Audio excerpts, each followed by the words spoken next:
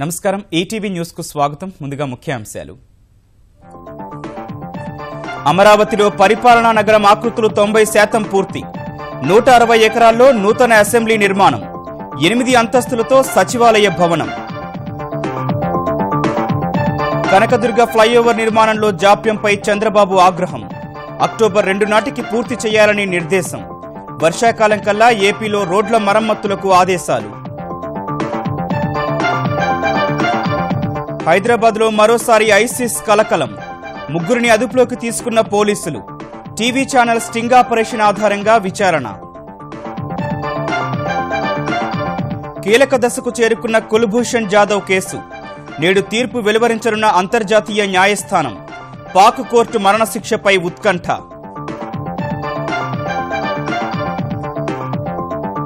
మరోసారి విదేశీయానానికి సిద్ధమవుతున్న ప్రధాని మోదీ. ఈ నెల 29 నుంచి జర్మనీ, స్పెయిన్, రష్యాలో పర్యటన. పెట్టుబడుల ఆకర్షణే లక్ష్యం. శ్రీనగర్లో నేటి నుంచి జీఎస్టీ మండలి సమావేశాలు. పన్ను స్లాబుల పరిధిలోకి తెచ్చే వస్తువులపై స్పష్టతకు అవకాశం.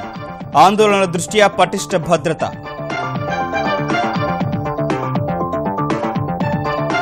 ఐపీఎల్ ఎలిమినేటర్ మ్యాచ్లో హైదరాబాద్కు వరుణుడి దెబ్బ. డక్వర్త్ లూయిస్ విధానంలో 7 వికెట్ల తేడాతో కోల్కతా జయభేరి.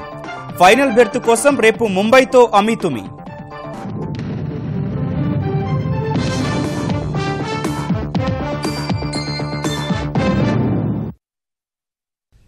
రాజధాని అమరావతి పరిపాలనా నగరంలో నూతనంగా నిర్మించే అసెంబ్లీ భవనం రాజధాని ప్రాంతానికే తలమానికంగా ఉండేలా ప్రభుత్వం ప్రత్యేక శ్రద్ధ తీసుకుంటోంది. అసెంబ్లీ కోసమే 160 ఎకరాల విస్తీర్ణాన్ని కేటాయించనున్న ఏపీ సర్కారు హరిత జల ఉద్యానవనంగా తీర్చిదిద్దనుంది. సచివాలయ భవనాన్ని 8 నుంచి 10 అంతస్తులుగా నిర్మించనుంది. మరోవైపు ఈ నెల 22న లండన్కు చెందిన నార్మన్ ఫోస్టర్ మలివిడత ఆకృతుల్ని ప్రభుత్వానికి సమర్పించనుంది. అమరావతి పరిపాలనా నగరంలో శాశ్వత ప్రాతిపదికన నిర్మించే అసెంబ్లీ భవనం రాజధానికే తలమానికంగా నిర్మితం కానుంది. రాజధాని ప్రాంతానికే ఓ చిహ్నంగా అసెంబ్లీని నిర్మించాలని నిర్ణయించిన ప్రభుత్వం ఈ భవనం చుట్టూ హరిత జల ఉద్యానవనాన్ని రమణీయంగా తీర్చిదిద్దనుంది. మొత్తం 160 ఎకరాల్లో నిర్మించే అసెంబ్లీ భవనంలో 140 ఎకరాల మేర ప్రాంగణాన్ని కేవలం జల హరిత ఉద్యానవనాల కోసం కేటాయించనున్నారు.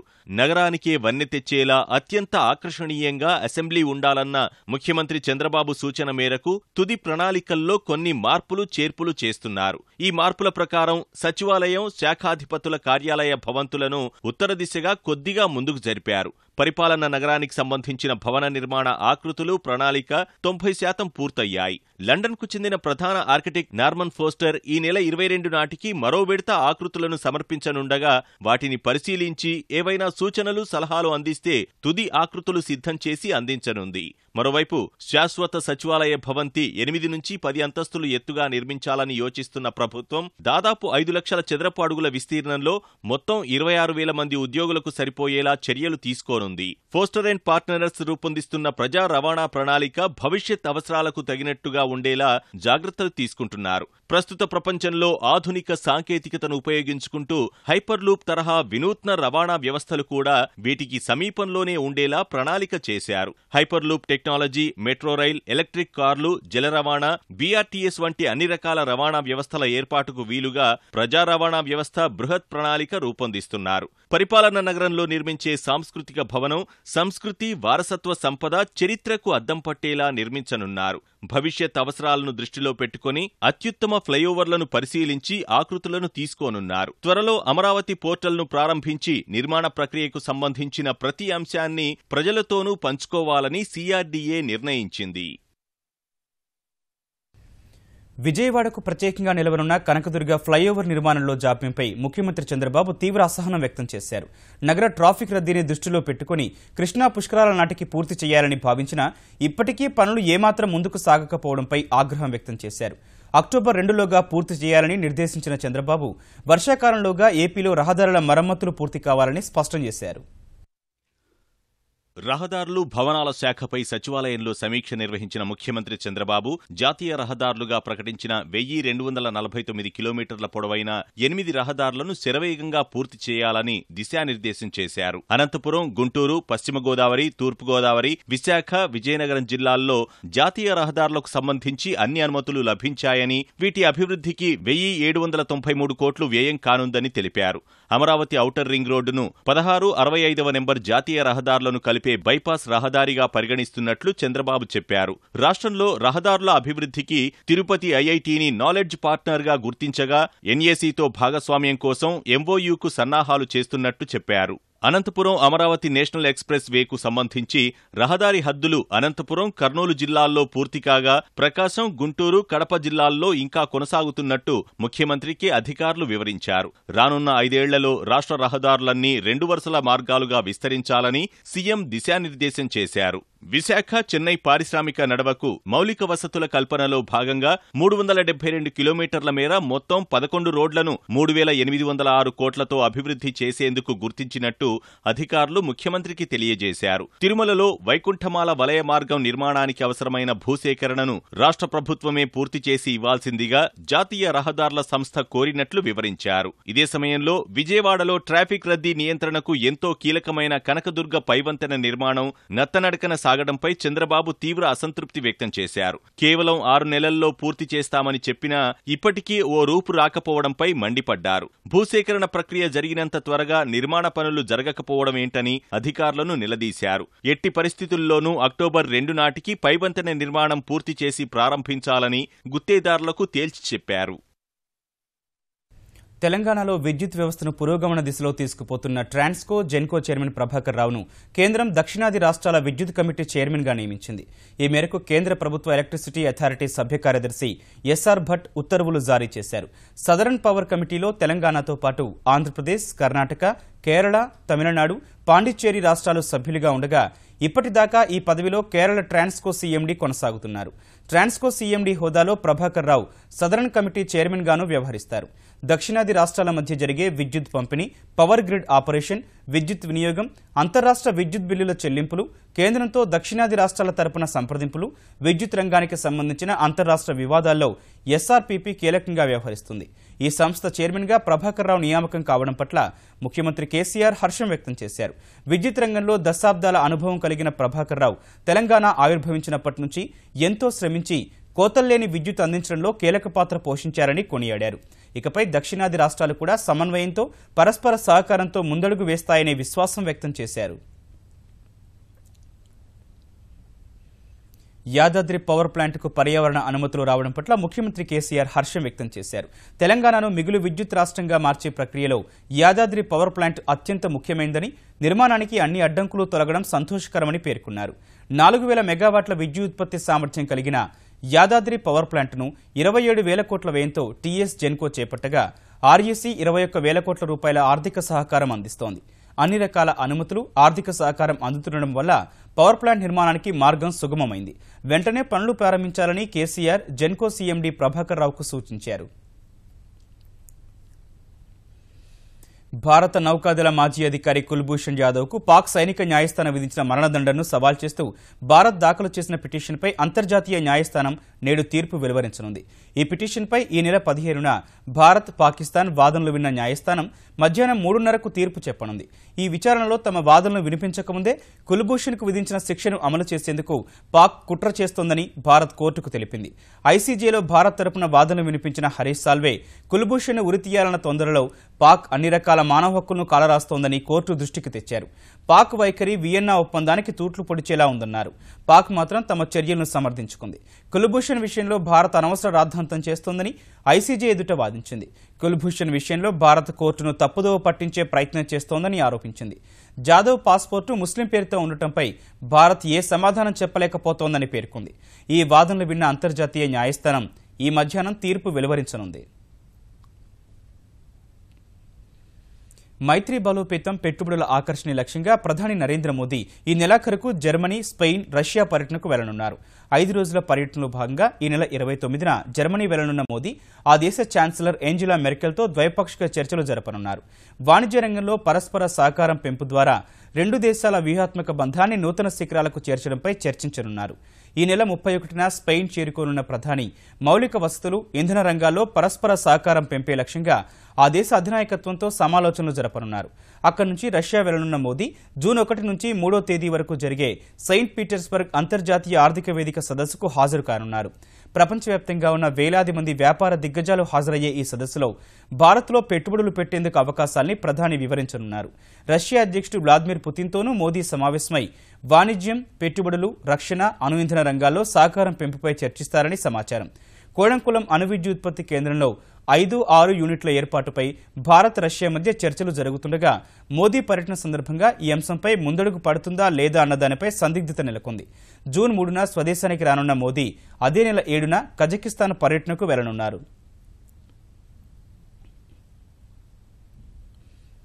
వానాక్రై ర్యాన్సమ్వేర్ దాడులు కొనసాగుతూనే ఉన్నాయి.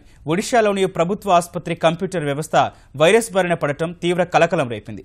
మరోవైపు హ్యాకర్లు మళ్లీ విజృంభించే ప్రమాదం ఉందన్న ఆందోళనల మధ్య వానాక్రైను పోలిన కొత్త రకం వైరస్ను గుర్తించినట్లు చైనా ప్రకటించింది. ప్రపంచవ్యాప్తంగా 3 లక్షలకు పైగా కంప్యూటర్లను స్తంభింపజేసిన వానాక్రై ర్యాన్సమ్వేర్ను ఎదుర్కొనేలా స్పష్టమైన పరిష్కార మార్గాన్ని కనుగొనేందుకు సైబర్ నిపుణులు కొద్ది రోజులుగా శ్రమిస్తున్నా ఇంకా ఎలాంటి ముందడుగు పడలేదు. ఇప్పటికే అనేక కంప్యూటర్లలోని డేటాను యాక్సెస్ చేయలేని దుస్థితి నెలకొంది. తిరిగి యథాస్థితికి రావాలంటే $300లను బిట్కాయిన్ల రూపంలో చెల్లించాలన్న హ్యాకర్ల డిమాండ్కు కొందరు తలొగ్గుతున్నారు. ఇలా ప్రపంచవ్యాప్తంగా ఉన్న ర్యాన్సమ్వేర్ బాధితులు ఇప్పటివరకు జరిపిన చెల్లింపుల ద్వారా హ్యాకర్లకు $50,000లకు పైగా వచ్చినట్లు సైబర్ నిపుణులు అంచనా వేస్తున్నారు. అదును చూసుకుని చరవాణులపైన హ్యాకర్లు వైరస్ దాడికి తెగబడే ప్రమాదం ఉందని హెచ్చరిస్తున్నారు. ఇలాంటి ఆందోళనల మధ్య చైనా ప్రభుత్వం పరిధిలోని జాతీయ కంప్యూటర్ వైరస్ అత్యవసర స్పందన కేంద్రం CVERC కీలక ప్రకటన చేసింది. వానాక్రైను పోలి ఉన్న మరో వైరస్ను గుర్తించినట్లు వెల్లడించింది. UIWIX గా పిలిచే ఆ వైరస్ వానాక్రై తరహాలో మైక్రోసాఫ్ట్ ఆపరేటింగ్ సిస్టంలోని లొసుగును ఆసరాగా చేసుకుని కంప్యూటర్ను స్తంభింపజేస్తోందని చైనా CVERC వివరించింది. ఒడిశా గంజాం జిల్లా బరంపురం ప్రభుత్వ ఆసుపత్రిలోని కంప్యూటర్ వ్యవస్థపై సైబర్ దాడి జరిగింది. ఈ ఔషధి పోర్టల్తో పాటు ఆసుపత్రి సమాచార నిర్వహణ వ్యవస్థలోకి ర్యాన్సమ్వేర్ చొరబడింది. ఫలితంగా ప్రభుత్వం అమలు చేస్తున్న నిరమాయ వంటి కార్యక్రమాలకు సంబంధించి కొంత సమాచారాన్ని యాక్సెస్ చేసేందుకు వీల్లేకుండా పోయింది.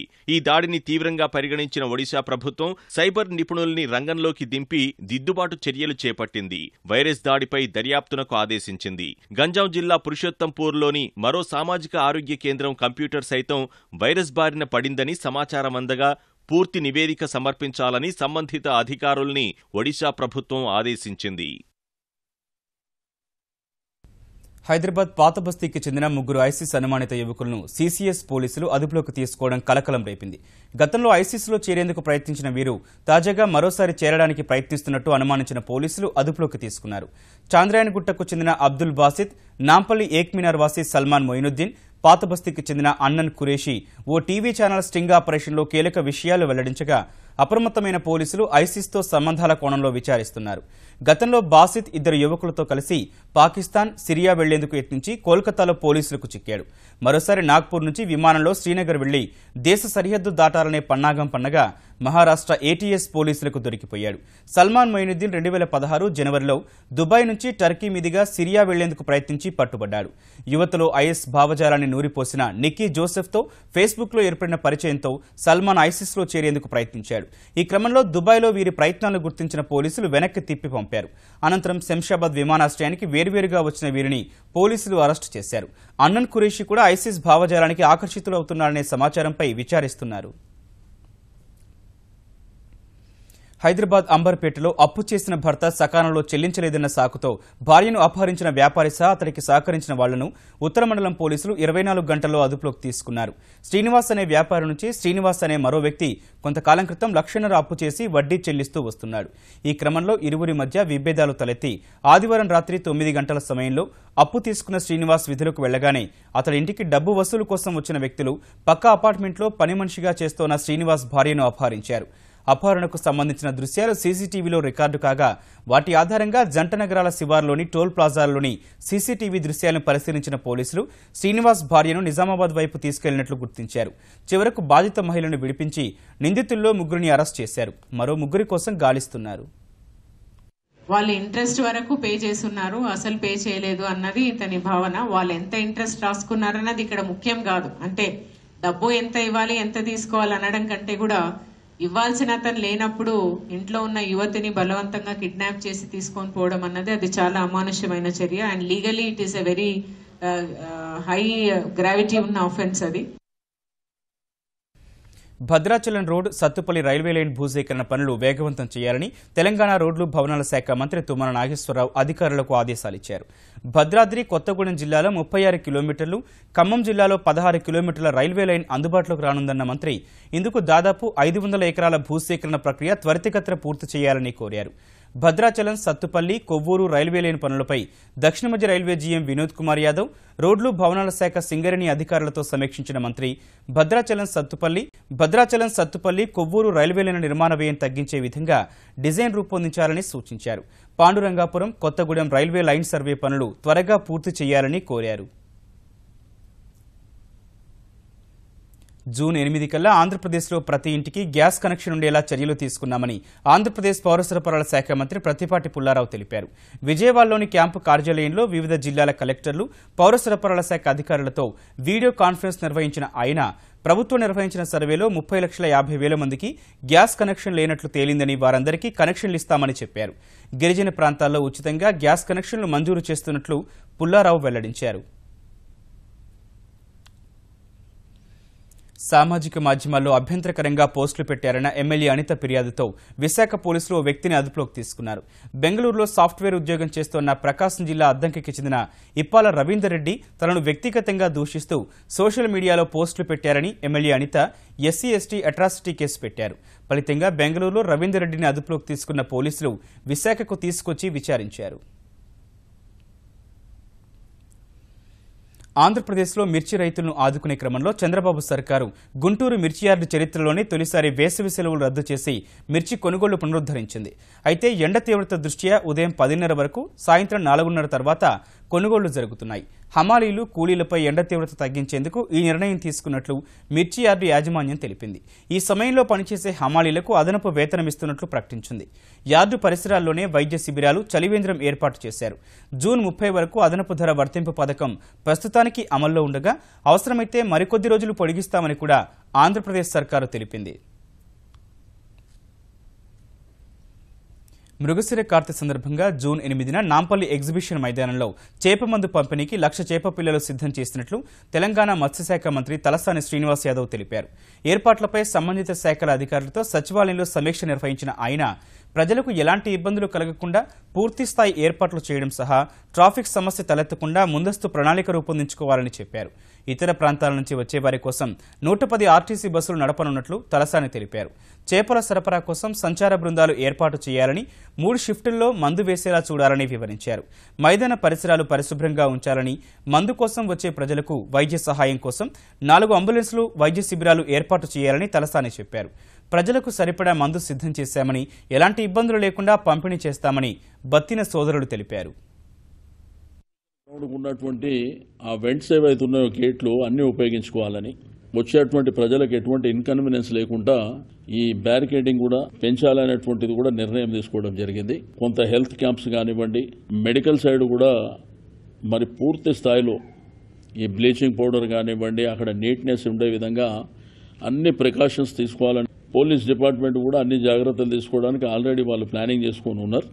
అయితే ఈసారి ఐడెంటిటీ కార్డ్స్ కూడా చాలా పర్ఫెక్ట్గా ఇవ్వాలని నిర్ణయం తీసుకోవడం జరిగింది. సరిహద్దుల్లో పాకిస్తాన్ సైన్యం ఏదైనా దుస్సాహసానికి ఒడిగడితే దీటైన జవాబిచ్చేందుకు సిద్ధంగా ఉండాలని రక్షణ మంత్రి అరుణ్ జైట్లీ సైన్యానికి సూచించారు. నియంత్రణ రేఖ వద్ద పొరుగుదేశ ఆగడాలు ఇటీవల పెరగడం సహా కశ్మీర్లో హింసాయుత నిరసనలు కొనసాగుతున్న వేళ భద్రతపై జైట్లీ శ్రీనగర్లో ఉన్నత స్థాయి సమీక్షించారు. రక్షణ శాఖ కార్యదర్శి అమిత్ మిత్రా, సైన్యాధిపతి జనరల్ బిపిన్ రావత్, ఇతర ఉన్నతాధికారులు ఈ భేటీకి హాజరై నియంత్రణ రేఖ వద్ద చొరబాట్లను తిప్పికొట్టేందుకు చేపడుతున్న చర్యల్ని, కశ్మీర్లోని ప్రస్తుత పరిస్థితిని రక్షణ మంత్రికి వివరించారు. నియంత్రణ రేఖ వద్ద పహారా కాస్తోన్న సైనికులు మరింత అప్రమత్తంగా ఉండాలని జైట్లీ సూచించారు. కశ్మీర్లోని దుష్టశక్తుల పట్ల కఠినంగా వ్యవహరించాలని సైన్యానికి నిర్దేశించిన ఆయన అమాయకులకు ఎలాంటి ముప్పు తలెత్తకుండా చూడాలని స్పష్టం చేశారు.